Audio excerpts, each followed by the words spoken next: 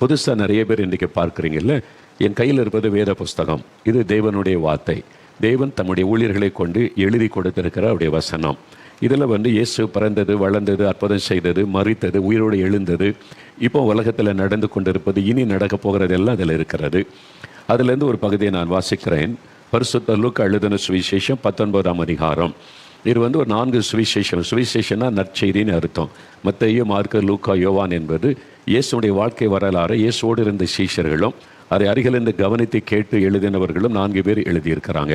அதில் ஒரு சம்பவம், இயேசு உலகத்தில் இருந்தபோது நடந்த ஒரு சம்பவம் பாருங்கள். இயேசு எரிகோவில் பிரவேசித்து அதன் வழியாக நடந்து போகையில் ஆயக்காரருக்கு தலைவனும் ஐஸ்வர்யவானுமாயிருந்த சகையு எனப்பட்ட மனுஷன் இயேசு எப்படிப்பட்டவரோ என்று அவரை பார்க்க வகை தேடினான். இயேசு எப்படிப்பட்டவரோ என்று பார்க்க வகை தேடினான். இயேசு எப்படிப்பட்டவர்? இதான் நம்ம தியானிக்க வேண்டிய காரியம். ஒரு மனுஷரிடத்தில் போய் ஆசீர்வாதத்தை பெற நம்ம விரும்பி அவரை தேடும் பொழுது அவர் எப்படிப்பட்டவர் என்று அறிந்து கொள்ள வேண்டும். நம்மை உண்டாக்கின கடவுள் எப்படிப்பட்டவர், இந்த உலகத்தை சிருஷ்டித்த அந்த தேவன் எப்படிப்பட்டவர் என்பதை அறியும் பொழுதுதான் அவருடைய ஆசீர்வாதங்களை நம்ம பெற்றுக்கொள்ள முடியும். நான் பெரும்பாலும் என்னன்னாக்கி யார் எதை பற்றி சொன்னாலும் நம்பிடுறோம். யார் எதை எப்படியா நமக்கு ஒரு நன்மை கிடைக்கணும், ஆசீர்வாதம் கிடைக்கணும், பணம் செலவு பண்ணுறதுக்கு ரெடி, நம்மை வருத்தி கொள்வதற்கு ரெடி, இல்லை இப்படி பண்ணால் தான் நீ அப்படின்னு சொன்னால் அதுக்கெல்லாம் நம்ம ஆயத்தமாக இருக்கிறோம். ஏனென்றால் நாம் பக்தி உள்ள மக்கள். இந்திய மக்களைப் போல பக்தி உள்ள மக்களை உலகத்தில் எங்கும் நான் பார்த்தது இல்லை. கடவுளை தேடுவதில், பக்தியோடு நாடுவதில் இந்திய மக்களைப் போல வேறு யாரும் கிடையாது. அந்த பக்தியின் நிமித்தம் யார் என்ன சொன்னாலும் நாம் நம்பி அதில் முயற்சி பண்ணுகிறோம். தோல்வி, ஏமாற்றங்களை கண்டாலும் அடுத்தது வாழ்நாள் முழுவதும் தேடுவதிலேயே காலம் போய்விடுகிறது. ஆனால் நீங்கள் யோசிக்க வேண்டும், நம்மை உண்டாக்கின கடவுள் யார், அவர் எப்படிப்பட்டவர், அவருடைய குணம் எப்படிப்பட்டது, இதை நீங்கள் அறிந்து கொண்டால்தான் அவருடைய ஆசீர்வாதத்தை பெற்றுக்கொள்ள முடியும். இந்த இயேசுன்னு ஒரு கடவுளை பற்றி சொல்கிறாங்களே, அவர் யார், அவர் எப்படிப்பட்டவர், அவரை பற்றி நான் ஏன் அறிந்து கொள்ளணும், நான் அவரை அறிந்து கொண்டால் எனக்கு என்ன நன்மை கிடைக்கும், அவரால் எனக்கு என்ன ஆசீர்வாதம் கிடைக்கும் என்பதை நம்ம அறிந்து கொள்ளும் போது தான் அவருடைய ஆசீர்வாதத்தை பெற்றுக்கொள்ள முடியும். இங்கே ஒரு மனிதன் பாருங்கள், இயேசு அற்புதங்கள் அடையாளங்களை செய்கிறதை கேள்விப்பட்ட போது சகையு என்கிற மனிதன் எரிகோ என்ற பட்டணத்திலே வசித்து வந்தான். இன்றைக்கும் இஸ்ரவேல் தேசத்தில் இந்த பட்டணம் இருக்கிறது. எரிகோ என்ற அந்த பெயரிலேயே இருக்கிறது. நாங்கள் போயிருக்கிறேன், அந்த பட்டணத்தை பார்த்துருக்கிறேன். அந்த பட்டணத்தில் இன்றைக்கும் அதே பெயர் தான், எரிகோ. அந்த பட்டணத்தில் சகையு என்ற மனிதன், அவன் ஆயக்காரருக்கு தலைவன், ஐஸ்வர்யம் உள்ளவன், நல்ல செல்வந்தன், பணம் இருந்தது, பதவி இருந்தது. அவன் சீஃப் டேக்ஸ் கலெக்டர், ஒரு கவர்மெண்ட் ஆஃபீஸர், பெரிய அதிகாரியாக இருந்தான், நிறைய செல்வம் இருந்தது. ஒரு மனிதன் இன்றைக்கு தேடுவது பணம், செல்வம். அதை பணம், புகழ், பதவி, அதுதானே அது அவனுக்கு இருந்தது. பணமும் இருந்தது, பதவியும் இருந்தது. ஆனால் நிம்மதி இல்லை, சமாதானம் இல்லை. அதை தேடிக்கொண்டு இருக்கிறான், சமாதானத்தை, அந்த நிம்மதியை தேடுகிறான். அப்போ தான் இயேசுவை பற்றி கேள்விப்படுகிறான். எல்லாரும் இயேசுவை பற்றி சொல்கிறாங்க, அற்புதம் செய்கிறாரு, அடையாளம் செய்கிறாரு, வியாதியஸ்தரை குணமாக்குகிறார் அப்படிலாம் சொல்கிறாங்களே, நானே அவரை பார்க்கணும், நானே அவரை சந்திக்கணும், அவருக்குள்ள ஒரு ஆசை வருகிறார். அவர் எப்படிப்பட்டவர், நான் கேள்விப்படுகிறேன், நானே அவரை பார்க்கணும் அப்படின்ற ஒரு ஆசை வருகிறாரு. நிறைய கேள்விப்படுறீங்களா, இயேசு எனக்கு விடுதலை கொடுத்தார், சுகம் கொடுத்தார், குழந்தை கொடுத்தார் அப்படிலாம் கேள்விப்படும் போது உங்களுக்குள்ள ஒரு ஆசை வருது, அந்த இயேசுவை நானே பார்க்கணும், நானே சந்திக்கணும், அவர் எப்படிப்பட்டவர். அப்படி இயேசு எப்படிப்பட்டவர் என்று பார்க்க அவனுக்குள்ள ஒரு ஆசை வந்தது. இந்த இயேசு எப்படிப்பட்டவர், இதை குறித்து தான் தொடர்ச்சியாக நாம் வேத வசனத்திலிருந்து நம்ம தியானித்து கொண்டே வருகிறோம். அவர் எப்படிப்பட்டவர் என்று சொல்லி, அவர் அன்பானவர், நம்மை காண்கிறவர், நம்மை அன்பாய் அழைக்கிறவர், ஆசீர்வதிக்கிறவர், ஆறுதல் படுத்துகிறவர். அவரை குறித்து நிறைய காரியம் வேதத்தில் எழுதியிருக்குது. அவருடைய பெயரை நீங்கள் வாசித்து தியானிக்க ஆரம்பித்தாலே உங்கள் வாழ்க்கையில் அற்புதங்களை பெற்றுக்கொள்ள முடியும். இன்றைக்கி ஒரே ஒரு காரியம், ஒரு வசனத்தில், வேத புஸ்தகத்தில் ஏசாயா 9ஆம் அதிகாரம் 6ஆம் வசனத்தில், கடவுள் மனிதனாக இந்த உலகத்தில் அவதரிப்பார், ஒரு கன்னியின் வயிற்றிலே அவர் அவதரிப்பார் என்று இயேசு பிறப்பதற்கும் 600 ஆண்டுகளுக்கு முன்பாகவே தீர்க்கதரிசிகள் மூலமாக சொல்லப்பட்டது.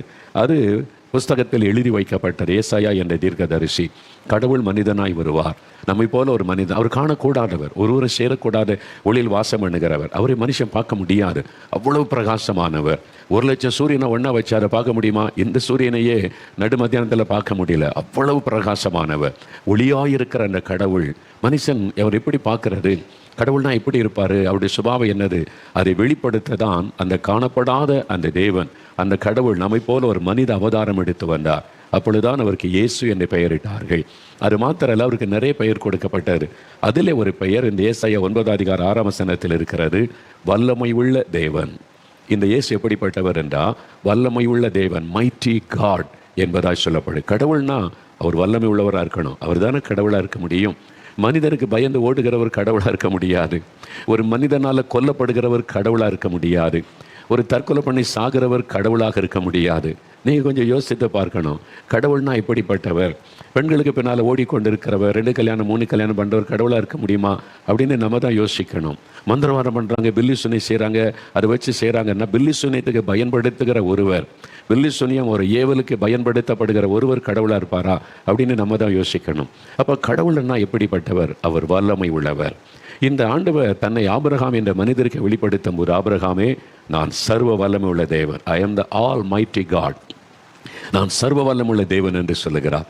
அவர்தான் கடவுள் என்கிறவர். சகல வல்லமையும் பொறிந்தனவர், சர்வ வல்லமை உள்ளவர். அவரால் செய்ய முடியாத காரியம் ஒன்றுமே கிடையாது. உலகத்தில் இருக்கிற சகல வல்லமையிலும் பெரிய வல்லமை உள்ளவர் அவர்தான். இயேசுவுக்கு அந்த பெயர் கொடுக்கப்பட்டது, வல்லமை உள்ள ஆண்டவர் என்பதாக. அப்போ வல்லமை உள்ள தேவன் என்று சொன்னால் அவர் எப்படிப்பட்ட வல்லமை உள்ளவர்? அவருடைய வல்லமை என் வாழ்க்கையில் என்ன நன்மை கொண்டு வரும்? வேறு புஸ்தகத்தில் அப்போஸ்தலர் நடபடிகள் 10ஆம் அதிகாரம் 38வது வசனத்தில் நீங்கள் வாசிக்கும் போது, இந்த இயேசு செய்த ஊழியத்தை நேரிலிருந்து கவனித்த அவருடைய சிஷ்யரில் ஒருவர் சொல்லி வைத்திருக்கிற காரியம் பாருங்க. நசரேயனாகிய இயேசுவை அந்த தேவன் அவர் மனிதனாய் வந்தபோது அவர் வல்லமையினால், பரிசுத்தாவினால் வல்லமையினால் நிரப்பப்பட்டிருந்தார். வல்லமை உள்ளவராக அவர் இருந்தார். மக்கள் மத்தியிலே நன்மை செய்கிறவராய் சுற்றி தெரிந்த போது வல்லமை உள்ளவராக அவர் இருந்தார். எத்தனை வியாதியஸ்தரை கொண்டு வந்தாங்க. பிறவி குருடர்களுக்கு பார்வை கொடுத்தார், சப்பானியன் நடக்க வைத்தார், மரித்தோரை உயிரோடு எழுப்பினார். சில வியாதிகளை இந்த வியாதி என்னால் குணமாக்க முடியாது, எனக்கு அந்த வல்லமை கிடையாது அப்படின்னு இயேசு எந்த இடத்திலும் சொல்லவில்லை.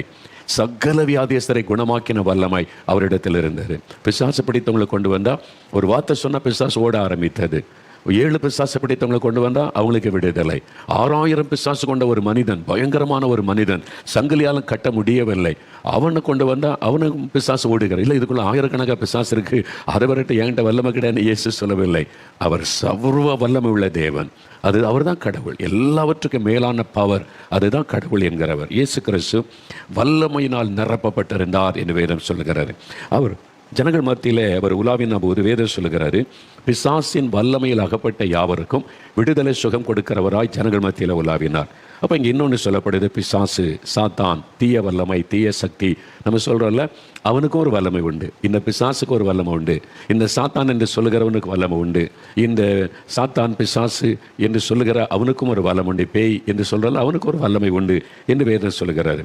அவனுக்கு என்ன வல்லமை இருக்குன்னா, மனிதர்களை அடிமைப்படுத்துவது, மனிதர்களை பயப்படுத்துவது, மனிதர்களை சிறுமைப்படுத்துவது, மனிதர்களுக்குள்ளே வியாதியை கொண்டு வருவது, மனிதர்களுக்கு தீமை செய்து பயப்படுத்தி அவளை அடிமையாக்கி வைத்திருப்பது, மனிதர்களை பொய்யை நம்ப வைப்பது, மனிதர்களுக்கு தவறான நம்பிக்கை கொண்டு வந்து பயப்படுத்தி அடிமையாக்குவது.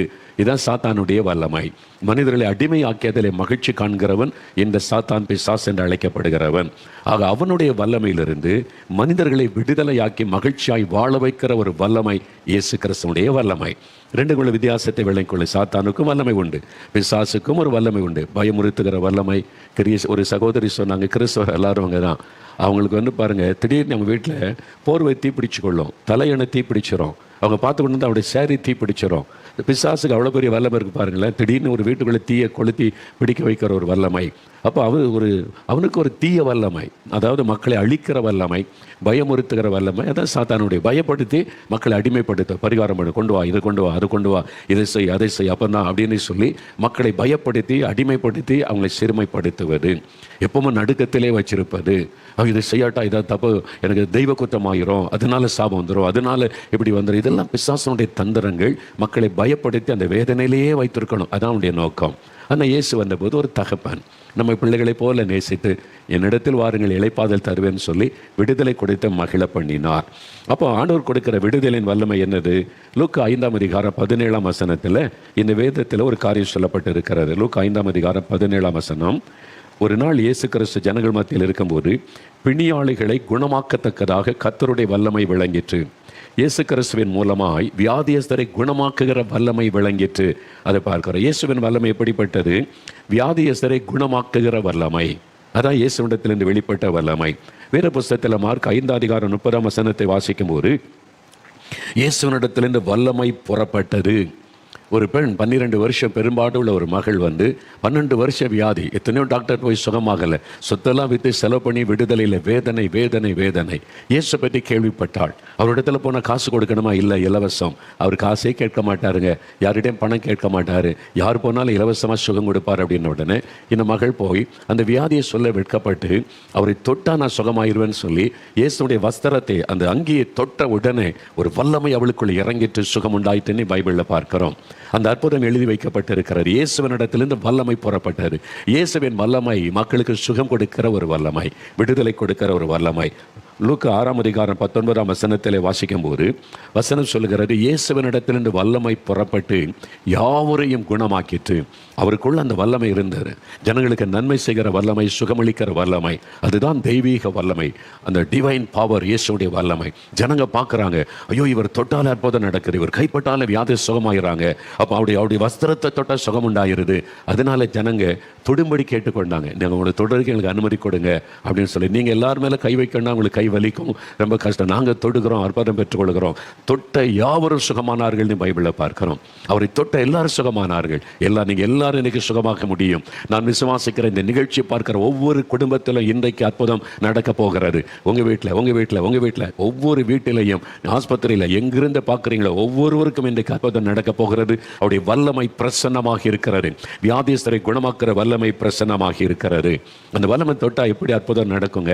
அதெல்லாம் அன்றைக்கு நடந்ததுங்க. அப்படி சில வருஷத்துக்கு முன்னால் நாகர்கோயில் பட்டணம், கன்னியாகுமரி மாவட்டத்தில் நாகர்கோயில் பட்டணத்தில் ஒரு பொது மைதானத்தில் கூட்டம் நடைபெற்றது. அதில் இயேசுவை அறிவித்து ஜெபிக்கிறதற்கு நான் அழைக்கப்பட்டு போயிருந்தேன். 4 நாள் கூட்டம். கடைசி நாள் கூட்டம், மைதானம் முழுவதும் ஜனங்கள், பல ஆயிரக்கணக்கான மக்கள் கூடியிருக்கிறாங்க. அவங்க வசனத்தை, இயேசுவை பற்றி அவங்களுக்கு சொல்லி ஜெபிக்கும் போது ஆண்டவர் அந்த கடைசி நாளில் சுகமளிக்கிற வல்லமை பலமாய் வெளிப்பட்டது. இயேசுடைய வல்லமை பிரத்யட்சமாய் ஜனங்கள் மத்தியில் இறங்கி அந்த வல்லமை ஜனங்களுக்குள்ளே பாய்ந்த அநேகர் சுகம் பெற்றார்கள். அதில் பலர் வந்து சாட்சி சொன்னாங்க. எனக்கு ஒரு காரியம் ஞாபகம் இருக்கிறது. சில காரியத்தை ஆண்டவர் வெளிப்படுத்துவார், யாரை சுகமாக்கு, யாருக்கு அற்புதம் நடக்கிறது என்று. அப்போ நான் இப்போ ஜெபம் நடத்தி கொண்டிருக்கும் போது ஆண்டவர் சொன்னார், ஒரு சூம்பி போன காலை உடைய ஒரு சகோதரன், ஒரு கால் சூம்பி இருக்குது, அப்படியே சின்னதா, அது மற்ற காலை விட சூம்பி போன ஒரு கால். ஆண்டவர் சொல்றார், அவனை நான் குணமாக்குகிறேன். நான் இன்னும் கொஞ்ச நாளில் நடக்க முடியாமல் ஆயிருமோ நீ பயந்து கொண்டு இருக்கிறான், என்னை நோக்கி கூப்பிடுகிறான், நான் அவனை குணமாக்குகிறேன், நீ அதை சொல்லி என்று ஆண்டவர் சொன்னார். இவ்வளோ ஆயிரக்கணக்கான மக்கள், நான் அதை சொல்லி ஜெபம் பண்ணி முடித்து விட்டேன். அடுத்த நாள் நான் ஊருக்கு வந்துட்டேன் 4 மாவடிக்கு. 2 நாள் கழித்து என்னை பார்க்க 4 மாவடிக்கு ஒரு குடும்பம் வந்திருந்தாங்க. கணவன் மனைவி அவனுடைய பிள்ளைகளோட வந்திருந்தாங்க. என்னுடைய அலுவலகத்திலே என்னை சந்தித்தார்கள். உங்களை பார்க்க வந்திருக்கிறாங்கன்னு வர சொன்னபோது என்ன விஷயமானு கேட்டேன். அவர் சொன்னார், 2 நாளைக்கு முன்னால் நாகர்கோயிலில் நடந்த கூட்டத்தில் ஒரு பெரிய அற்புதம் நடந்தது, எங்களுக்கே ஆச்சரியமாக இருக்குது, சந்தோஷமாக இருக்குது, அதை உங்கள்கிட்ட சொல்லிவிட்டு போக நாங்கள் வந்தோன்னு சொன்னாங்க. அப்படியா, என்ன நடந்தது சொல்லுங்கன்னு கேட்டேன். அந்த சகோதரர் சொன்னார், என்னுடைய ஒரு கால், ஒரு விபத்து, ஆக்சிடெண்ட்டில் கால் அது வந்து எலும்பு முறிந்து நரம்பு துண்டிக்கப்பட்டு விட்டது. ஆனால் எலும்பு சேர்ந்துட்டு நரம்பை சேர்க்க முடியலை, நரம்பு துண்டிக்கப்பட்டு விலைக்கு போனதுனால நரம்பை இணைக்க முடியலை. அதனால் என்னுடைய கால் சூம்ப ஆரம்பித்தது. ஒரு காலை விட ஒரு கால் அப்படியே குறுகி கொண்டே வந்தது. ஏன்னா அந்த இடத்துல சூம்பி சின்னதாகி கொண்டே வந்தது. எனக்கு ரொம்ப துக்கமாகிவிட்டு டாக்டர் சொன்னாங்க, இது ஒன்றும் பண்ண முடியாது, ஏன்னா நரம்பு துண்டிக்கப்பட்டு போச்சு, இது அவ்வளோதான் அப்படின்னு சொல்லிட்டாங்க. இது அதிகமாகி நடக்க முடியாமல் ஆயிடுவோன்னு எனக்கு பயம். அந்த கூட்டத்துக்கு வந்திருந்தேன். பின்னால் நின்று ஜெப நேரத்தில் இயேசுவேன்னு அவரை நோக்கி கூப்பிட்டேன். அப்போ ஆண்டவருடைய வல்லமை பலமாய் வெளிப்பட்டு கொண்டு இருந்தது. அப்போ நீங்கள் சொன்னீங்க, இந்த மாதிரி ஒரு சகோதரன் சூம்பி போன காலுக்காக செபிக்கிறீங்க, இயேசுடைய வல்லமை தொடுகிறதுன்னு சொன்னபோது ஒரு வல்லமை என் மேலே வந்து இறங்கிச்சு. நான் உடனே என்னுடைய பேண்ட்டை தூக்கி என் காலை நான் பார்த்தேன். அவர் சொன்னதாக தான் எனக்கு ரொம்ப ஆச்சரியம். நான் பேண்ட்டை தூக்கி என் காலை பார்க்குறேன், அதாவது முட்டுக்கு கீழே, பாதத்துக்கு கொஞ்சம் மேலே. அப்போ நான் பார்க்கும்போது சூம்பி இருந்த கால் நான் பார்த்து கொண்டு இருக்கும் போதே பெருசாச்சு. ரொம்ப தெரியலிங்க, இல்லை ஆச்சரியம். அதுதான் அவர் எக்ஸைட்மெண்ட் ஆகி என்னை தேடி வந்து அவர் சொன்னார், அந்த சூம்பி போன கால் நான் பார்த்து கொண்டு இருக்கும் போதே கண் முன்னால் அந்த கால் அப்படி பெருசாக மாறி அடுத்த காலை போல மாறிவிட்டது. எவ்வளோ பெரிய அற்புதம்! இந்த மாதிரி அற்புதம் செய்கிற யாரையாவது கேள்விப்பட்டிருக்கீங்களா? இயேசு அற்புதமான ஒரு ஆண்டவர். அவருடைய வல்லமை சுகம் கொடுக்கிற வல்லமை, அவருடைய வல்லமை எதையும் செய்யக்கூடிய வல்லமை, மனிதனுக்கு நன்மையானதை செய்கிறவர், பயப்படுத்தி அடிமைப்படுத்துகிற வல்லமை அல்ல, ஏமாற்றுகிற வல்லமை அல்ல, ஏமாற்றி நம்முடைய சொத்துக்களை பணத்தை சுருண்டி கொள்ளுகிற வாங்கிக் கொள்ளுகிற வல்லமை அல்ல, இலவசமாக சுகம் கொடுக்கிற வல்லமை. அவ்வளோ சந்தோஷம் எனக்கு. அவர் கேட்டபோது எனக்கு எக்ஸைட்மெண்ட், ஆச்சரியம். அப்படியா, அவன் என் கண் முன்னால் நான் பார்த்து கொண்டு இருக்கும் போது அடுத்த காலை போல ஆயிற்றேன். இன்றைக்கு உங்கள் வாழ்க்கையில் நடக்க போகிறாரு. ஒரு கண் பாதிக்கப்பட்டு விட்டதா, அடுத்த கண்ணை போல நீங்கள் சுகத்தை பெற்றுக்கொள்வீங்க. பக்கவாதம் பாதிக்கப்பட்ட ஒரு கை ஒரு கால் செயலிழந்து விட்டதா, அடுத்த காலை போல சுகம் உண்டாகும். அடுத்த கையை போல இந்த கை சுகமாகும். ஒரு கிட்னி பாதிக்கப்பட்டு இருக்கிறதுன்னு சொல்றாங்களா, அடுத்த கிட்னியை போல இன்றைக்கு அது மாறிவிடும். எந்த பாதிப்பாக இருந்தாலும், எந்த வியாதியாக இருந்தாலும், இயேசுவின் வல்லமை இன்றைக்கு பிரசன்னமாக இருக்கிறது. அவருடைய சுகமளிக்கிற வல்லமை உங்க வீட்டுக்குள்ளே பிரசன்னமாக இருக்கிறது. நீங்க இருக்கிற ஆஸ்பத்திரியில் இயேசுடைய வல்லமை, சுகமளிக்கிற வல்லமை பிரசன்னமாக இருக்கிறது. அந்த வல்லமை உங்களை தொட போகிறது. இப்பவே தொட ஆரம்பித்து விட்டது. நீங்க ஜெபிக்க ஆரம்பிச்சிட்டா இப்பவே அந்த வல்லமை உங்களுடைய சரீரத்திற்குள் இறங்க ஆரம்பித்து விட்டது. வியாதிகளை அது அழிக்கிற ஒரு வல்லமை, வியாதியிலிருந்து விடுதலை கொடுக்கிற ஒரு வல்லமை இயேசுவின் வல்லமை, குணமளிக்கிற வல்லமை இயேசுவின் வல்லமை. அவருடைய வல்லமை வெளிப்பட்டது. அவருடைய வல்லமை இன்னொரு காரியத்தை செய்கிறது. பரிசுத்த லூக்கா எழுதின சுவிசேஷம் 4ஆம் அதிகாரம் 36வது வசனத்தை நீங்கள் வாசிக்கும் போது ஒரு ஆச்சரியமான காரியம். இயேசு ஒரு ஜபாலயத்தில் பிரசங்கம் பண்ணி கொண்டிருக்கிறார். அந்த ஜனங்க உட்கார்ந்து இருக்கிறாங்க. அதில் அசுத்தாவி பிடித்த ஒரு மனிதன் இருக்கிறான். அவனுக்குள்ள ஒரு அசுத்தாவி இருப்பது யாருக்குமே தெரியல. இப்போ இயேசுவை பார்த்தோன்னா அந்த அசுத்தாவி கத்த ஆரம்பிக்கிறது. இயேசுவே, உமக்கும் எங்களுக்கும் என்ன அப்படின்னு சொல்லி பயந்து அலறுகிறது. நசரேயனாகிய இயேசுவே, எங்களுக்கு வேதனைப்படுத்த வந்தீர் அப்படின்னு சொல்லி இயேசு ஒன்றுமே பண்ணலை. இயேசுவை பார்த்தோன்னே அலறுகிறாரு. பிசாசு இயேசுவை பார்த்தாலும் நடுங்கும், பயப்படும். பாருங்க, இயேசுடைய பேரை கொட்டவுடனே நடுங்குகிறாரு. அவரை பார்த்த உடனே இயேசு சொன்னார், பேசாமல் இவனை விட்டு போ, அவ்வளோதான் சொன்னார். ஒரே ஒரு வார்த்தை, போய்விட்டார். இப்போ ஜனங்கள்லாம் பார்த்து சொல்கிறாங்க, இது அதிகாரத்தோடும் வல்லமையோடும் அசுத்தாவிக்கு கட்டளை இடுகிறார், அது போகுது. இயேசுக்குள்ள ஒரு பெரிய வல்லமை இருக்குது, பிசாசை துரத்துகிற வல்லமை. அந்த வல்லமை பார்த்த பிசாசு ஓடுகிறதே. மக்கள் ஆச்சரியத்தோடு சொல்கிறாங்க, பிசாசுகளும் அவருடைய வல்லமைக்கு முன்பாக நடுங்குது. அவருடைய வல்லமை அதிகாரத்தோடும் வல்லமையோடும் பிசாசை கடிந்து கொண்ட ஓடுது. பிசாசை துரத்துகிற ஒரு வல்லமை, பிசாசனுடைய கிரியைகளை அழிக்கிற ஒரு வல்லமை இயேசுவின் வல்லமை. மந்திரவாதம், பிலிசூனியம், என்ன விதத்தில் பிசாசு கிரியை செய்தால் அதை அழிக்கிற ஒரு வல்லமை, அந்த அடிமைத்தனத்தை விடுதலை கொடுக்கிற வல்லமை இயேசுவின் வல்லமை. இன்னைக்கு கஷ்டப்படுறீங்களா? பயத்தின் ஆவி, தற்கொலை தூண்டுகிற ஆவி, ராத்திரில தூங்க முடியல, பேசிக்கிட்டே இருக்கு, சர்ப்பம் வந்து நிற்குது, ஒரு உருவம் வந்து நிற்குது, ஐயோ பயம், பயப்படுத்துகிற ஆவி. இன்றைக்கு உங்களுக்கு விடுதலையின் நாள். இன்றைக்கு இயேசுக்கோட வல்லமை உண்டு. அவருக்கு அந்த வல்லமைக்கு முன்பால எந்த பிசாசு நிற்க முடியாது. அவருடைய வல்லமை அப்படிப்பட்ட ஒரு வல்லமை. அதனால தான் வசனம் சொல்லுது, பிசாசின் வல்லமையில் அகப்பட்ட யாவரையும் குணமாக்குகிறவராய், விடுதலை கொடுக்கிறவராய் இயேசு உலகத்தில் சுற்றி தெரிந்தார். அன்றைக்கு அற்புதம் செய்த அதே இயேசு இன்றைக்கு மாறாதவர். சில ஆண்டுகளுக்கு முன்பாய் சவர் அப்பாதுரை பிரதர், உங்களுக்கு தெரியல, என் கூட 30 வருஷத்துக்கு மேலே என் உடன் ஊழியராக இருந்த சகோதரர். நாங்கள் 2 பேரும் சேர்ந்து தான் அந்த நாட்களில் கூட்டங்களுக்கெல்லாம் போவோம். அவங்க இல்லாதது எனக்கு ஒரு பெரிய பாதிப்பு, மன வருத்தம் அப்போதைக்கு அப்போது வரும். ஏன்னா எனக்கு துணையாய் நின்ற ஒரு சகோதரன். அது மாதிரி ஒரு சமயம் கன்னியாகுமரி மாவட்டத்தில் ஒரு கூட்டத்துக்கு நாங்கள் போயிருந்தோம். முதல் நாள் கூட்டத்தில் நான் பிரசங்கம் பண்ணினேன். அவங்க ஒரு நாள் பேசுவாங்க, உட்கார்ந்துருந்தாங்க. முதல் நாள் கூட்டம் முடிந்தது. அப்போ ஒரு வாலிபன் சுமந்து கொண்டு வந்தான். ஒரு வாலிப தம்பி இன்னொரு வாலிபனை முதுகில் வச்சு அப்படி மூட்டை மாதிரி சுமந்து கொண்டு வந்தான். கூட்டம் முடிஞ்சது. நாங்கள் ஸ்டேஜை பக்கத்தில் இருந்தால் கொண்டு வந்தான். என்ன இந்த பையன் ஒரு பையனை தூக்கி சுமந்துக்கிட்டு வர்றானேன்னு சொல்லி. அவன் பார்த்த திடகாத்திரமான சரீரம், அவனை தூக்கி சுமக்கிறது ரொம்ப கஷ்டம். ஒரு குடும்பத்தாரும் கூட வர்றாங்க. எங்கள் பக்கத்தில் கொண்டு வந்து அந்த பையன் அவனை இறக்கி விட்டால் அவனுடைய கைகளிலே சங்கிலி மாட்டப்பட்டு இருக்கிறது, கால்களிலே சங்கிலி, இரும்பு சங்கிலி மாட்டப்பட்டு இருக்கிறாரு, கையிலும் கால்களிலும். அவனால் அதனால் நடக்க முடியாது. இது யாருன்னு கேட்டால் அவனுடைய ஃப்ரெண்டு, நண்பன். அவனை தூக்கி சுமந்து கொண்டு கூட்டத்துக்கு வந்திருக்கு. அவங்க கிறிஸ்தவர் அல்லாதவர்கள். கனவு அவங்களுடைய தாய் தகப்பெல்லாம் வந்திருந்தாங்க. என்ன விஷயம் என்று கேட்டோம். இவனுக்கு ஒரு பிசாசு பிடிச்சிருக்குன்னு சொல்கிறாங்க. நாங்கள் எத்தனையோ மந்திரவாதி பார்த்துட்டோம், எங்களுக்கு தெரிஞ்ச எல்லா இடத்துக்கும் கூட்டிகிட்டு போனோம், பணம்லாம் செலவு பண்ணி பார்த்துட்டோம், சில இடத்துல வச்சிலாம் பார்த்துட்டோம், அந்த ஆவி போக மாட்டேங்குது, இவன் அடக்க முடியாது, அவன் எல்லாத்தையும் உடைச்சிருவான், அடிச்சிருவான், பெரிய கஷ்டம். அதனால் இவன் அடக்க முடியாததுனால அவனை சங்கிலிகளால் நாங்கள் கட்டி வைத்திருக்கிறோம். கையில் அப்படி விலங்க மாட்டிருக்குது, 2 கையில் அப்படி ஒட்டி. அவர் அப்படிலாம் விரிக்க முடியாது. காலில் விலங்க மாட்டிருக்கு, காலெல்லாம் அப்படி அகட்ட முடியாது, அவனால் நடக்க முடியாது. அவ்வளோதான், அப்படியே உட்காந்துருப்பான். அவனை தூக்கி தான் சுமந்து கொண்டு அவனுடைய ஃப்ரெண்டு பாருங்கள், மேலே ஒரு அன்பு, என் சிநேகிதன் இப்படி ஆயிட்டானே, அவனுக்கு சுகம் கிடைக்கணுமே கேள்விப்பட்டு இயேசு விடுதலை தருகிறார், இயேசு கிறிஸ்துவின் வல்லமை பிசாசு கட்டிலிருந்து விடுதலை கொடுக்கிறது என்பதை கேள்விப்பட்டு இன்னும் கூட்டு போகலான்னு கொண்டு வந்திருக்கிறாங்க. அவனை தூக்கி சுமந்துக்கிட்டு தான் வர முடியும்னு கொண்டு வந்திருக்காங்க. அந்த குடும்பத்தார் நிற்கிறாங்க. நான் சொன்னேன், அப்பாதுரை பிரதரை பார்த்து, நீங்கள் தான் பிரதர் ஸ்பெஷலிஸ்ட் இதிலெல்லாம், நீங்கள் பேசுங்க அப்படின்னு சொன்னேன். அப்பாதுரை பிரதருக்கு ஒரு அபிஷேகம், அனாயிண்டிங். பிசாசின் கட்டில் இருக்கிற மக்களுக்கு விடுதலைக்காக ஜோபிச்சா கட்டாயம் விடுதலை தான், அவ்வளோதான். அந்த ரகசியத்தில் ஆண்டவர் வெளிப்படுத்திடுவார். பிசாசை பிடிச்ச ஒரு ஆள்கிட்ட உன் பேர் என்ன, எங்கே இருந்தால் அப்படிலாம் கேட்கவே மாட்டாங்க. அவங்க பிசாசுக்கிட்ட பேச மாட்டாங்க, கர்த்தர்கிட்ட கேட்பாங்க. எப்படி இந்த ஆவி வந்துச்சு ஆண்டவர்? கர்த்தர் சொல்கிறத சொல்ல, இந்த ஆவி இப்படி தான் வந்துச்சு, இது வர காரணம் இதான், கர்த்தர் சொல்லி கொடுத்து அறிந்து கொள்வாங்க. சிலர் பிசாசுக்கிட்ட பேசுவாங்க, பார்த்துறீங்களா, எங்கேருந்து வந்த, ஏன் வந்த, பிசாசு என்ன உண்மையாக சொல்லுவான், அவன் பொய்யனும் பொய்கை பிதாவும். நான் பிரதர் அப்பாதர் பிரதர் கவனிச்சிருக்கேன். ஒரு நாள் அங்கே பிசாசு பிடிச்சவங்ககிட்ட அவங்க எல்லாம் பேச மாட்டாங்க, டீல் பண்ண மாட்டாங்க. என்ன அங்கே எங்கே வந்த, யார் நீ, உன்னை எப்படி வந்த, அவெல்லாம் கேட்க மாட்டாங்க. ஆண்டவர்கிட்ட கேட்பாங்க, ஆண்டவர் சொல்லிக் கொடுப்பார், இந்த ஆவி இப்படிப்பட்ட ஆவி இப்படி தான் வந்துச்சு நீ. அப்போ நான் சொன்னேன் அவன்கிட்ட, பிரதர் நீங்கள் தான் கரெக்டு, நீங்கள் டீல் பண்ணுங்க அப்படின்னு சொல்லி. அவன் பாருங்கள் திட்ட பயங்கரமாக இருக்கிறான், ஆள் கட்ட முட்டை உயரமாக. இவங்க ஆள் கொள்ளமாக இருப்பாங்களா அப்படி பார்க்குறாங்க. பார்த்துட்டு கொஞ்ச நேரம் கவனிச்சுட்டு சொன்னாங்க, நான் இவனுக்காக ஜெபிக்கணும், உபவாசம் பண்ணி ஜெபிக்கணும், இது ஒரு பயங்கரமான ஆவி, நாளைக்கு கூட்டுவாங்க, நீங்கள் குடும்பமாக உபவாசத்தோடு வரணும், உபவாசித்து இயேசு விடுதலை தருவார், நீ விசுவாசித்து வந்தீங்கன்னா இயேசு விடுதலை தருவார். சொன்ன உடனே சரி நீ அவனை அப்படியே தூக்கிட்டு அந்த தம்பி போயிட்டான்.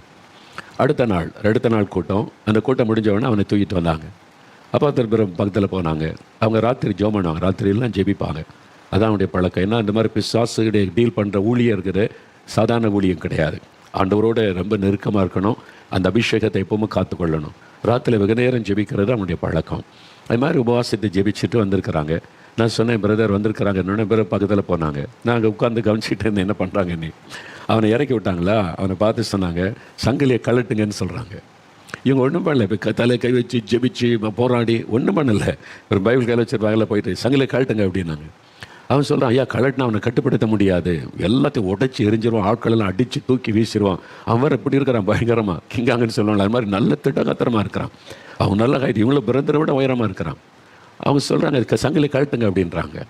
நான் யோசிச்சுக்கிட்டேன், என்ன பிரதர் கை வைக்கவும் இல்லை, ஜெபிக்கவும் இல்லை, விசுவாச துரத்துற மாதிரி ஒன்றுமே பண்ணலை, சங்கிலி கழட்டுங்கன்னு சொல்கிறாங்களே அப்படின்னு சொல்லி. அவன் சொல்கிறான், கழட்டின ஆபத்துங்க, திரும்பி அவனை கண்ட்ரோல் பண்ண முடியாது. நான் சொல்கிறேன், இயேசுவின் நாமத்தினால அவன் சங்கிலி கழட்டுங்க அப்படின்றான். அவ்வளோதான் அந்த அதிகாரம். அவங்களுக்கு தெரிஞ்சுட்டு அவங்க ராத்திரியை ஜெபிச்சுட்டாங்களே உபவாசம் பண்ணி, அவ்வளோதான். அவங்கள பார்த்தோன்னே பிசாசு ஓடிட்டுன்னா நான் நினைக்கிறேன். நான் அப்படியே பார்த்துக்கிட்டே இருக்கிறேன் என்ன நடக்குது அப்படின்னு சொல்லி. அப்போ சொல்ல சங்கிலி கழட்டு இயேசுவின் நாமத்தினால சரின்னு சொல்லி கஷ்டப்பட்டு, அந்த பெரிய சங்கிலி அது, அந்த கஷ்டப்பட்டு ஒரு ஆயுதத்தை வச்சு வளைச்சி அந்த சங்கிலியை கழட்டி கையை கழட்டினாங்க, காலை கழட்டினாங்க. அந்த அவன் பாருங்கள் அப்படியே ஒரு ஆட்டுக்குட்டி மாதிரி அப்படியே நிற்கிறான் அவங்க பக்கத்தில். அவங்க என்ன பயமுறை, அவன் வந்து அடிச்சிருவான், நொறுக்கிடுவான், ஓடிடுவான், கண்ட்ரோல் பண்ண முடியாதுன்னா அவன் ஆட்டுக்குட்டி மாதிரி அந்த அமைதியாக நிற்கிறான். அவன்கிட்ட பேசி அவனுக்காக ஜெபிக்கிறாங்க.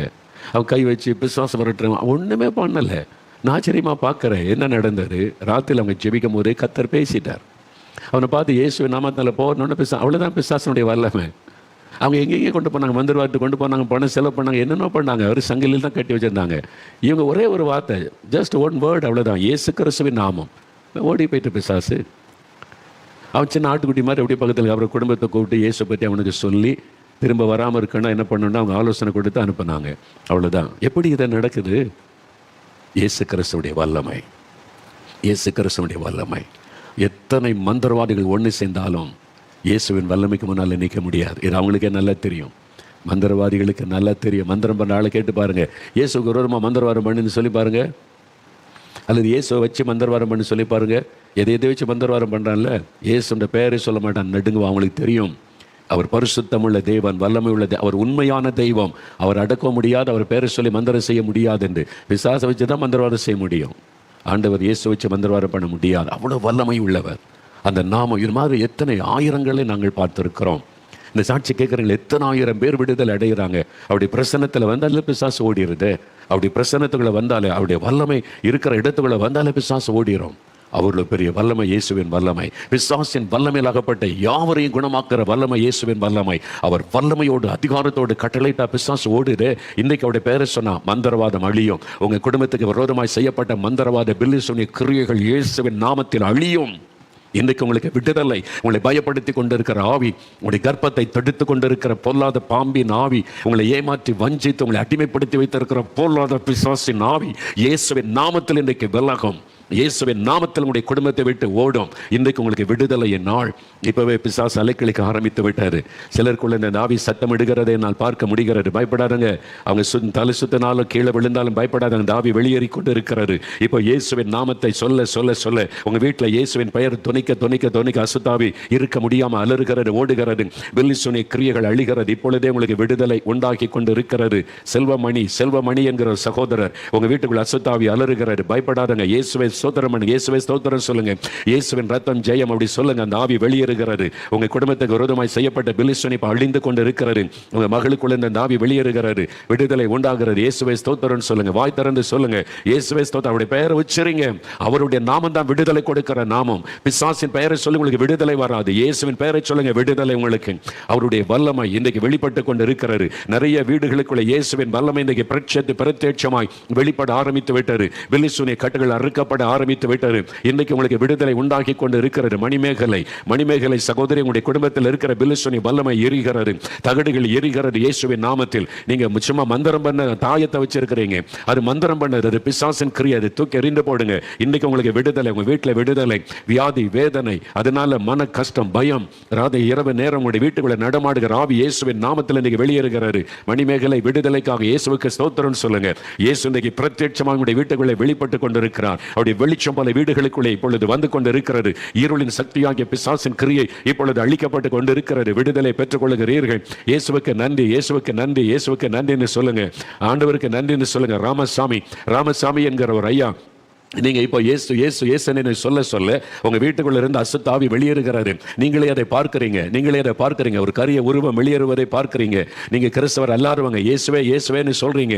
சொல்ல சொல்ல விடுதலை. அது உண்மை. ஆண்டவருடைய வல்லமை பிரசன்னம் உங்க வீட்டுக்குள்ள வந்து விட்டது. இயேசுவுக்கு நன்றி சொல்லுங்க. ஆண்டவருடைய வல்லமைக்கு முன்பாக எந்த பிசாசின் வல்லமை நிற்க முடியாது.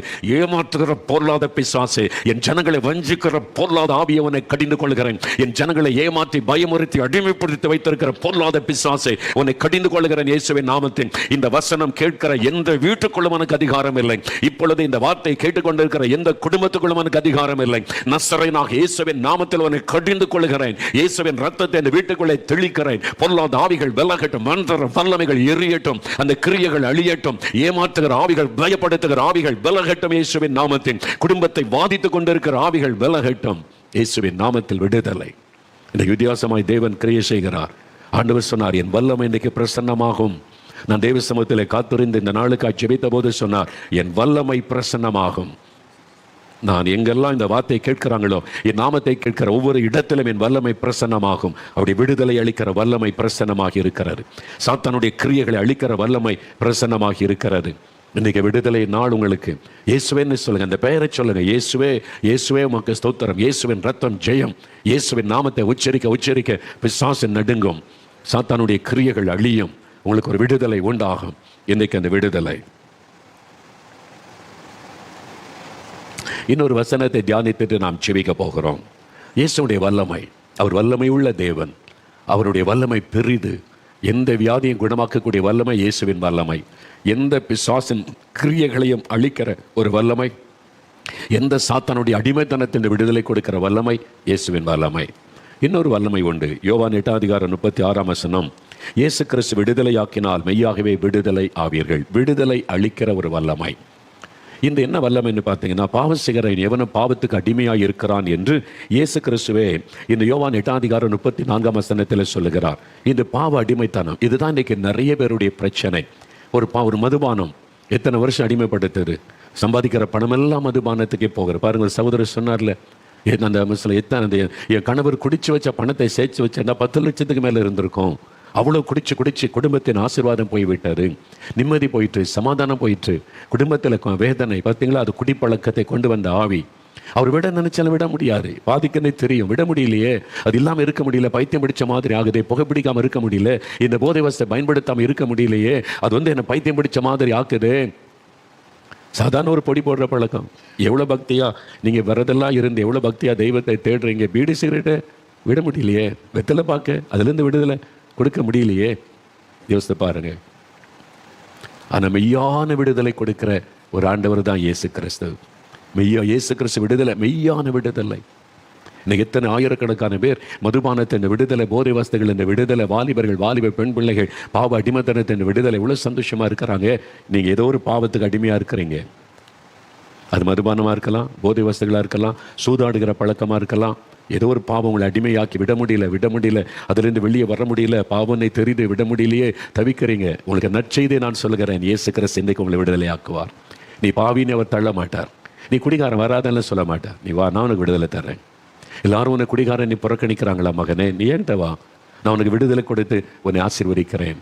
எல்லாரும் நீ ஒரு போதை அடிமைப்பட்டவன், இவன் துன்மார்க்கமான வாலிபன், அடங்காதவனே, எல்லாரும் உன்னை பரிகாசம் பண்ணாங்களே. இயேசு சொல்றார், என்கிட்ட வா, நான் உனக்கு விடுதலை கொடுத்து உன்னை குடும்பத்துக்கு ஆசீர்வாதமாய் மாற்றுகிறேன்னு சொல்றார். அதுக்கு தான் இயேசு வந்தார். அதுக்கு தான் இயேசு இந்த உலகத்தில் மனிதனாய் அவதரித்து வந்து சிலுவையிலே மரித்து உயிர்த்தெழுந்தார். எனக்கு ஒரு சகோதரரை தெரியும். அநேக வருஷத்துக்கு முன்னால் அவர் வந்து சின்ன ஒரு வியாபாரம் செய்து கொண்டிருந்தார். சின்ன பிஸ்னஸ், கொஞ்சம் வருமானம். அந்த வருமானத்தில் போய் சீட்டு விளையாட போயிடுவார். மணிக்கணக்காக ராத்திரி எல்லாம் உட்காந்து சீட்டு குடிக்கிறது, சீட்டு விளையாடுறது, குடிக்கிறது, சீட்டு விளையாடுறது. சொல்ல நேரம் போகிறது தெரியாது. ராத்திரி உட்காந்தா ராத்திரி எல்லாம் விளையாடுறது. அடுத்த நாள் ஆயிருமா, சில சமயம் 2 நாள் கூட தூங்காமல் ராத்திரி பகல் உட்காந்து சீட்டு விளையாடுவது, குடிக்கிறது, சீட்டு விளையாடு. அந்த பாவம் அடிமையாக்கி விட்டது. குடிச்சு சீட்டு விளையாட்டிட்டு இருந்தால் என்ன வருமானம் நிற்கும்? எல்லா பணமும் அதில் போச்சு. வீடு இப்போ தரித்திரம், வறுமை, பாவம் தரித்திரத்தை கொண்டு வரும். வீட்டில் தரித்திரம், மனைவி ரொம்ப கஷ்டம், குழந்தைகளுக்கு பால் வாங்கி கொடுக்க வழி இல்லை, சாப்பாட்டுக்கு வழி இல்லை. இவர் பண்ணுற காரியத்தினால வீட்டுக்கு வந்தால் மனைவி, பிள்ளைகள் ஐயோ கஷ்டம், வறுமை. சொந்தக்காரங்களே இவன் குடிகாரன், இவர் சூதாடி அப்படின்னு ஒதுக்குறாங்க. மரியாதையெல்லாம் போய் விட்டார். இப்போ அவருக்கு தெரியுது நம்ம தப்பு பண்ணுறோம், நம்ம பணமெல்லாம் வீணாக போகுது, எல்லாமே போச்சுது, இப்போ பிஸ்னஸும் போச்சு, வருமானம் போச்சு, ஒன்றுமே இல்லை. நம்ம மனைவி கஷ்டப்படுறாங்க, பிள்ளை கஷ்டப்படுது, ஒரு பால் வாங்கி கொடுக்க கூட வக்கில்லாதவனாக போயிட்டேன். இதை நினச்சி விட முடியல. அந்த டைம் வந்தால் பைத்தியம் பிடிச்ச மாதிரி ஆகுது. போகணும் விளையாடணும், எங்கேருந்தாவது பணத்தை சுரண்டி எடுத்துகிட்டு போகணும், மனைவி நகையாவது எடுத்துகிட்டு போய் நம்ம அடை வச்சு விளையாடணும், குடிக்கணும். அது ஒரு அடிமைத்தனம். அப்படியே பாவம் ஒரு மனிதனை அடிமையாக்கி விடும். வேதம் சொல்லுது, துன்மார்க்கனை அவருடைய அக்கிரமங்கள் சூழ்ந்து கொள்ளும், பாவ கயிறுகளால் கட்டப்படுகிறான். நீதிமொழிகள் 5:22 பைபிளில் எழுதப்பட்டு இருக்கிறாரு. பாவம் ஒரு மனிதனை கயிற்றை போல கட்டி அவனை அடிமையாக்கி விடும். ஏன் அடிமையாக்குதுன்னா, பாவம் செய்கிறவன் பிசாசினால் உண்டாகியிருக்கிறான். ஏன்னா பாவம் செய்ய வைப்பது பிசாசு, அடிமைப்படுத்துவது பிசாசு. அது கண்ணுக்கு தெரியாது. பின்னால் இருந்து கிரியை செய்கிற ஒரு ஆவி, குடிவெறியின் ஆவி, சூதாட்டத்தின் ஆவி, போதை வசதிகளை கொண்டு வருகிற ஆவி, லஞ்சம் வாங்க தூண்டுகிற பண ஆசையின் ஆவி, லஞ்ச பணத்தை வாங்க வச்சு அவளை அடிமையாக்கிவிடும், சாபத்துக்குள்ளாக்கிவிடும். இது மாதிரி பிசாசனுடைய பல கிரியைகள் வேதத்தில் சொல்லப்பட்டு இருக்கிறது. பாவத்துக்கு பின்னால் இருப்பது இந்த ஆவி.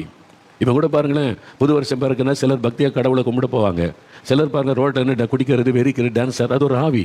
அதில் என்ன சந்தோஷம் இருக்குது? சும்மா கூத்தாடுற மாதிரி ஆடிட்டு ஒரே நாள் அவ்வளோதான் முடியும். அடுத்த நாள் பகலில் பாருங்கள் மட்டையாகி கிடப்பான்.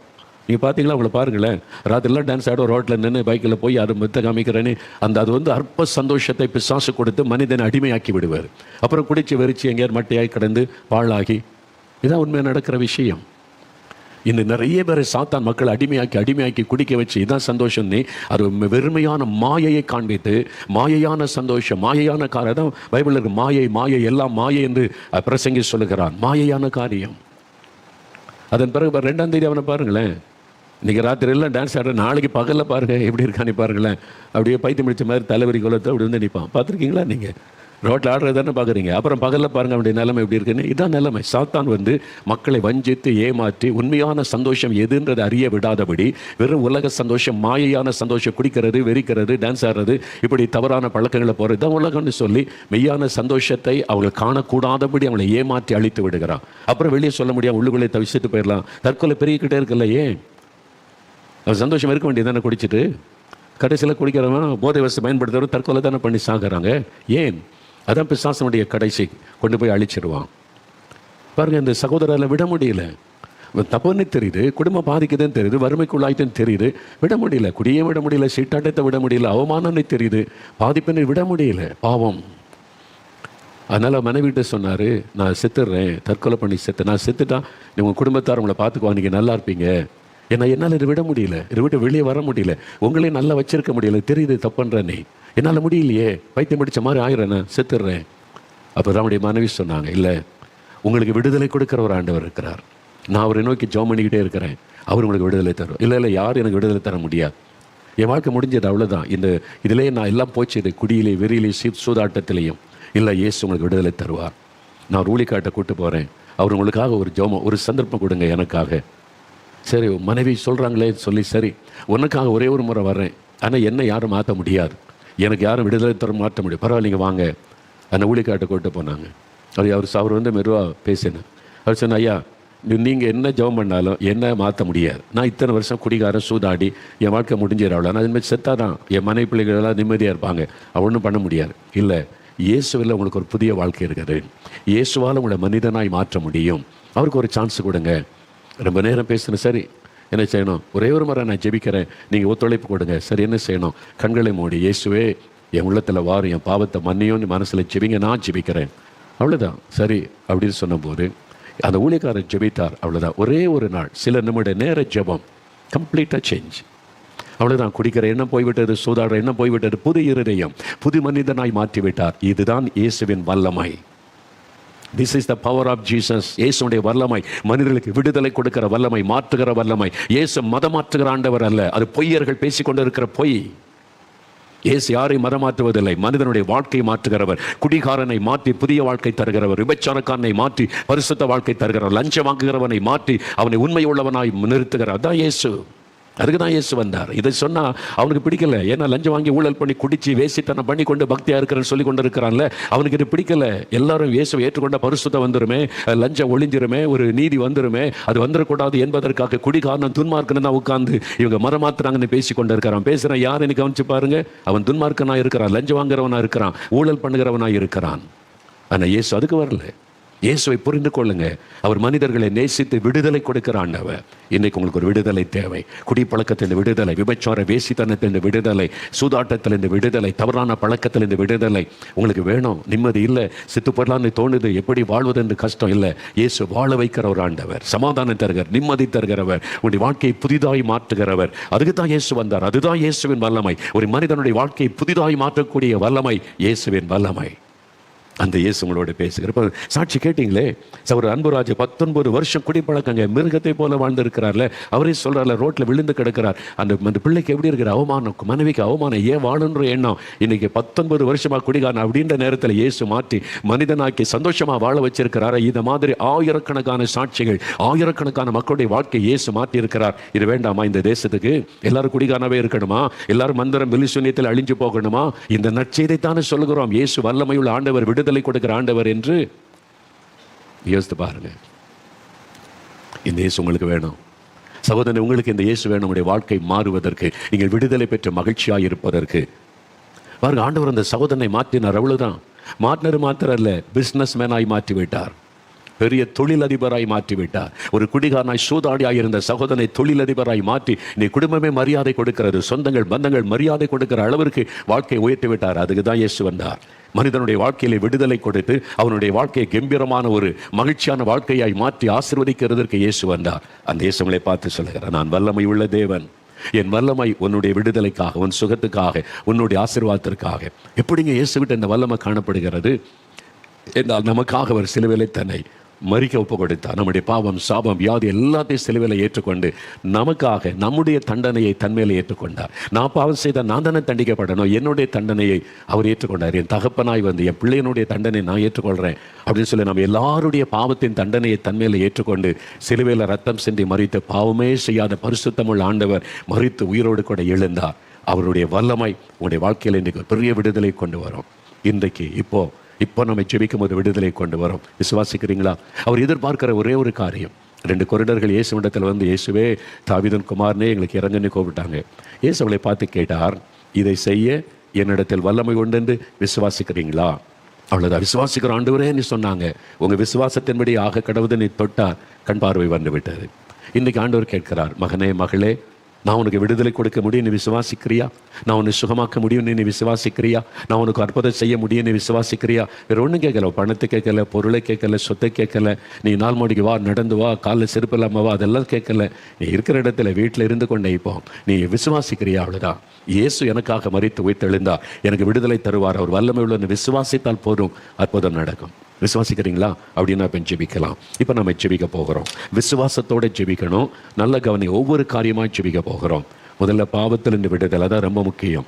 அப்புறம் வியாதியிலிருந்து சுகம், விசுவாசக்கட்டிலிருந்து விடுதலை, அப்புறம் கர்ப்பத்தின் ஆசீர்வாதம், கடன் பிரச்சனையிலிருந்து விடுதலை, கர்ப்பத்தின் ஆசீர்வாதம். ஒவ்வொரு ஆசீர்வாதத்துக்காக ஜெபிக்க போகிறோம். முழங்கால் படியிட்டு ஜெபிக்கலாம். அப்படியே முடிந்தவர்கள் முழங்கால் படியிடுங்க. உங்களுக்கு முடியும்னா முழங்கால் படியிடும்போது இயேசுக்கு முன்னால் நம்மை தாழ்த்துகிறோம். நம்மை தாழ்த்துவதற்கு அடையாளமாக முழங்கால் படி. அவர் கடவுள், அவர் எவ்வளோ பெரிய தேவன் இல்லை, அவருக்கு முன்னால் ஆண்டவரே என்னை தாழ்த்தி வந்திருக்கிறேன்னு சொல்வதற்கு. சிலருக்கு அந்த பழக்கம் இருக்காது. நீங்கள் கிறிஸ்துவர் அல்லாதவர்களுக்கு ரொம்ப நேரம் முழங்கால் நிற்க முடியாது, நீங்கள் அமர்ந்து கொள்ளலாம், தப்பு கிடையாது. ஆண்டவர் அதெல்லாம் பார்க்க மாட்டார். என்ன என்கிட்ட முழங்கால் போடாமல் நிற்கிற அப்படின்னு சொல்ல மாட்டார். உங்களுக்கு என்ன முடியுமோ நீங்கள் அமர்ந்து அந்த உங்களுடைய இருதயத்தை தான் அவர் பார்க்கிறார். முடிந்தவங்க முழங்கால் படிட்டு கொள்ளுங்க, மற்றவங்க அமர்ந்து. ஆனால் கண்களை மூடி ஜெபிக்கணும். ஏன் கண்ணை திறந்து ஜெபிச்சானன்னா, அங்கே பிள்ளைகள் நடக்கும்போது அப்படி பார்ப்பீங்க, இப்படி பார்ப்பீங்க. ஒரு மனமாக ஜெபிக்காட்டா அற்புதம் நடக்காது. வேடிக்கை பார்க்குறவங்களுக்கு அற்புதம் ஆண்டவர் செய்ய மாட்டார். உங்களுடைய கண்ணை மூடும்போது இருதயம் ஒருமனப்பட்டு இயேசுவை நினைத்து, எனக்காக மரித்து உயிர்த்தெழுந்த இயேசு எனக்கு ஒரு அற்புதம் செய்யணும் அப்படி நீங்கள் கவனமாக இருதயத்தில் இயேசுவை நினைத்து ஜெபிக்கும் போது தான் அற்புதம் நடக்கும். விசுவாசித்து ஜெபிக்கணும். அதுக்கு தான் சொல்லுவது. இப்போ முதலாவது, எனக்கு இந்த பாவத்திலிருந்து விடுதலை வேணும். இந்த மதுபான பழக்கம், போதைப் பொருட்களை பயன்படுத்துவது, இந்த தவறான பாவ காரியம் எனக்குள்ளே இருக்குது, என்னால் இதை விட முடியல, தப்புன்னே தெரியுது, எனக்கு விடுதலை வேணும்னு சொன்னால், தன் பாவத்தை மறைக்கிறவன் வாழ்வடைய மாட்டான். அதை அறிக்கை செய்து விட்டு விடுகிறவன் இறக்கும். இயேசு இடத்தில் அறிக்கையிட்டால் போதும், அவர் விடுதலை தந்து விடுவார். இயேசு கிறிஸ்துவின் ரத்தம் சகல பாவங்களை நீக்கி நம் இருதயத்தை சுத்திகரிக்கும். அப்படின்னா இருதயத்தில் கை வைத்து, முதல்ல பாவத்திலிருந்து விடுதலை வேணும், எனக்கு நிம்மதி வேணும், சமாதானம் வேணும், பரிசுத்த வேணும், இந்த பாவத்திலிருந்து விடுதலை வேணும், என்னால் விட முடியல, இயேசுவே என் பாவத்தை மன்னிங்க, விடுதலை தாங்கன்னு செபிக்கணும். வீட்டில் இருக்கிற மற்றவங்க, உங்கள் கணவரோ உங்களுடைய பிள்ளைகளோ மதுபானத்துக்கு அடிமையாக இருந்தால் திட்டாதங்க, சண்டை போடாதங்க, அவங்க மேலே கை வைத்து அன்பாக ஜெபம் பண்ணுங்க. இயேசுவே என் கணவருக்கு விடுதலை கொடுங்க, என் பிள்ளைகளுக்கு விடுதலை கொடுங்க அப்படின்னு ஜெபம் பண்ணுங்க. உங்களுடைய இருதயத்தில் கை வைங்க, வலது கரத்தை இருதயத்தில் வைங்க. எனக்கு நிம்மதி இல்லை, சமாதானம் இல்லை, கோபம், எரிச்சல், இது கூட பாவம் தான். கோபம், எரிச்சல், குடிக்கிறது மட்டும் இல்லை, கோபம், எரிச்சல், இச்சைகள், இது மாதிரி பாவங்கள் கூட உங்களுடைய உள்ளத்தை கரைப்படுத்தும். இருதயத்தில் கை வைத்து, இயேசுவே எனக்கு புதிய இருதயம் தாங்க, என் பாவ குணத்தையெல்லாம் மாற்றுங்க, எனக்குள்ள ஒரு புதிய இருதயம் தாங்க, நிம்மதி தாங்க, சமாதானம் தாங்க, இயேசுவே என் உள்ளத்தில் வாங்க, எனக்குள்ள உங்களுடைய ரத்தத்தினால் என்னை கழுவுங்க. இருதயத்தில் கை வைத்து ஜெபிங்க ஜெபிங்க. அப்படியே கண்களை மூடுங்க, ஒரு நிமிடம் கருத்தா ஜெபம் பண்ணுங்க. இயேசுவே எனக்காக சிலுவையில் மரித்து உயிர்த்தெழுந்தவரே, எனக்காக ரத்தம் சிந்தினவரே, என் பாவங்களை மன்னிங்க, என் உள்ளத்தில் வாங்க, உங்க ரத்தத்தினால என் இருதயத்தை கழுவுங்க. என்னால் இந்த பாவத்தை விட முடியல, இத்தனை வருஷமா குடிக்கிறேன், சூதாடுகிறேன், போதை வஸ்து பயன்படுத்துகிறேன், நிம்மதியும் இல்லை, விடவும் முடியல. இயேசுவே உதவி செய்யுங்க, இயேசுவே இறக்க செய்யுங்க, இயேசுவே மன்னிங்க. இயேசு இயேசு அந்த பெயரை சொல்லுங்க. இப்போ ஆண்டவருடைய வல்லமை இறங்குகிறது. இயேசுடைய வல்லமை உங்க மேல கடந்து வருகிறது. அவருடைய ரத்தத்தின் வல்லமை உங்க மேல இறங்குகிறது.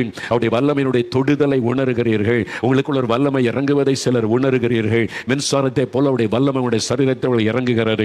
சிலருடைய வெளிச்சத்தை பார்க்குறீங்க, ஒரு வெளிச்சம் உங்களுக்குள்ளே வருகிறது. அந்த இருள் விலகுகிறது, அந்த இருள் விலகுகிறது. சிலரை விட்டு அசுத்த ஆவிகள் அப்படியே தள்ளிவிட்டு வெளியேறி போகிறது. அது அந்த குடிவரியை கொண்டு வந்த ஆவி, விபச்சார வேசித்தனத்தின் ஆவி, அந்த பாவத்தை கொண்டு வந்த ஆவி, உங்களை இதுவரை பாவத்தில் அலைக்கழித்த ஆவி வெளியேறுகிறது. பயப்படாதங்க, பயப்படாதங்க.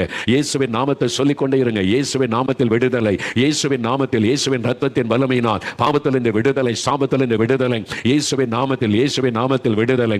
இப்போ இயேசுவே தொடும், இயேசுவே விடுதலை தாரும். ஜெபிக்க ஜெபிக்க இப்போ பாவ கட்டுகள் அறுக்கப்பட்டு கொண்டு இருக்கிறது. தகப்பனே தகப்பனே, இந்த மகன் ஜெபிக்கிறாங்க, இந்த மகள் ஜெபிக்கிறாங்க. இயேசுவே என் பாவத்தை மன்னிங்க, இந்த பாவத்தில் இந்த விடுதலை தாங்க, என்னால் விட முடியலையே, நிம்மதியா இருக்க முடியலையே, இயேசுவே விடுதலை கொடுங்கன்னு ஜெபிக்கிறாங்க.